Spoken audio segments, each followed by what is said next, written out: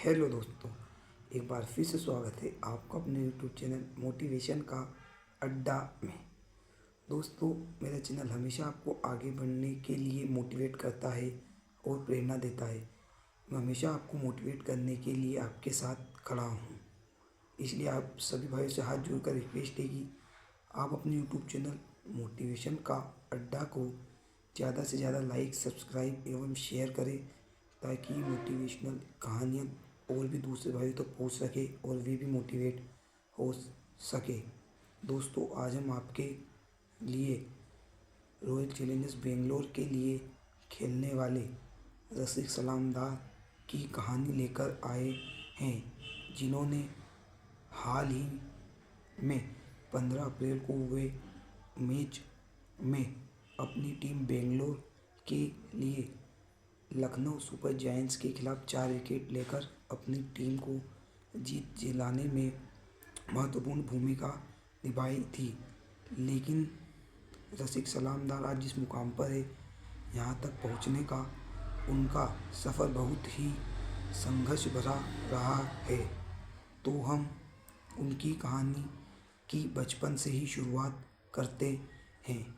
जम्मू कश्मीर के एक छोटे से गांव के एक साधारण परिवार के लड़के रसिक अपने परिवार में 4 भाइयों बहनों में सबसे छोटे थे और उन्हें बचपन से ही क्रिकेट का बहुत शौक था। लेकिन उनके गांव में ना ही अच्छी क्रिकेट की पिच थी और ना ही प्रोफेशनल कोचिंग थी। कई बार वे कंक्रीट की बनी पिचों पर खेलते थे, जिससे उनके पैरों में चोट लग जाती थी। लेकिन उनका क्रिकेट के प्रति जुनून कम नहीं हुआ और उन्होंने क्रिकेट में एक बड़ा मुकाम हासिल करने की ठान ली थी। और धीरे धीरे उनकी प्रतिभा को स्थानीय लोगों और लोकल कोचों ने पहचाना और धीरे धीरे उनकी मेहनत रंग लाने लगी। रसिक के परिवार की स्थिति बहुत ही कमज़ोर थी, इसलिए उसके पिता एक साधारण सी नौकरी करते थे और उनके पास इतना पैसा नहीं था कि वह रसिक को क्रिकेट में आगे बढ़ा सके। कई बार जब रसिक ट्रायल देने जाते थे तो उन्हें पैदल चलकर जाना पड़ता था, क्योंकि उनके पास बस के टिकट खरीदने के पैसे भी नहीं होते थे। और उनकी प्रतिभा को इरफान पठान ने पहचाना जब उन्होंने जम्मू कश्मीर में अंडर 19 लोकल टूर्नामेंट का आयोजन किया और उन्होंने रसिक को देखा और वो देखा कि उनकी गति में स्पीड और स्विंग दोनों ही मौजूद है। तब उन्होंने रसिक से कहा कि तुम सीनियर टीम में खेलने के लिए तैयार हो। और रसिक के खासियत यह है कि वह स्लोअर बॉल और ऑफ कटर डालने में माहिर थे और यहाँ से उन्हें अलग ही पहचान मिली। लेकिन उन्हें उनकी मेहनत का फल तब मिला जब उन्होंने मुंबई इंडियंस की टीम में जगह बनाई थी। लेकिन असली कहानी तो यहीं से शुरू हुई।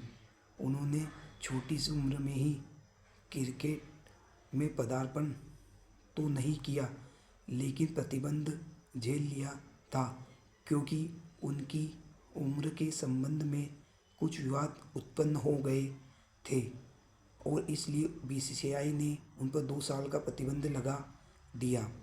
और इसके बाद वह 2 साल तक अपने अंदर की कमियों को दूर करने और अपनी गेंदबाजी में स्विंग एवं स्पीड के वेरिएशन पर ध्यान देने लगे।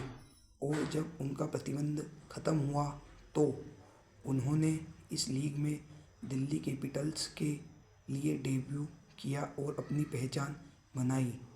लेकिन उनके लिए कोई आम बात नहीं थी कि एक छोटे से गांव से निकलकर डायरेक्ट ही अपने देश की सबसे बड़ी लीग में जगह बनाई।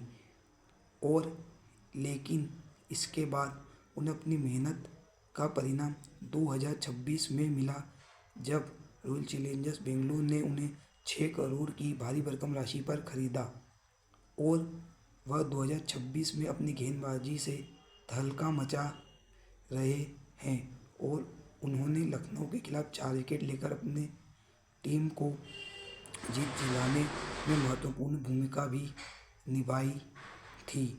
यह कहानी यह साबित करती है कि यदि हमारा सपना बड़ा है तो हम छोटे गांव से भी शुरुआत कर सकते हैं। जब हम कोई नई शुरुआत करते हैं तो उसमें गिरना आम बात है, लेकिन ज़रूरी यह है कि हमें उस कोशिश से निराश होने की बजाय ऊपर उठना चाहिए। यह कहानी हमें सीख देती है कि गिरना ज़रूरी है सफलता पाने के लिए, लेकिन उससे भी ज़्यादा ज़रूरी है उस असफलता से निराश होने की बजाय उसका डटकर सामना करना। मेहनत और धैर्य से ही हम उस मुकाम को हासिल कर सकते हैं जिस मुकाम तक हम पहुंचना चाहते हैं। तो दोस्तों, आज के लिए इतना ही। हम फिर कल से मिलेंगे एक नई कहानी के साथ। तब तक के लिए आप अपने सपोर्ट को बनाए रखें ताकि हम आपके लिए रोज़ाना ऐसी नई नई मोटिवेशनल कहानियाँ लेकर आते रहे। तो बस आज के लिए इतना ही। धन्यवाद।